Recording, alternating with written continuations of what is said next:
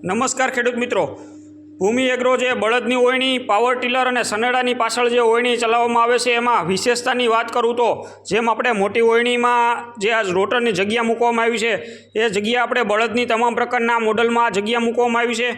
હવે ઘણા ખેડૂત મિત્રો ખરેખર 5 દાંતાનું વાવેતર હોય અને 7 દાંતાનું મોડલ ખરીદતા, જેનું કારણ એ હતું કે પહેલાં આપણે જે જૂના મોડલની ઓયણી બનાવતા એમાં પહેલાં આપણે જગ્યા મૂકવામાં ન આવતી, જેના કારણે છેલ્લા રોટર છે દાણા ઓછું ઉપાડતું। હવે એ જગ્યા આપણે ભૂમિ એગ્રો સોલ્યુશન લાવ્યું છે,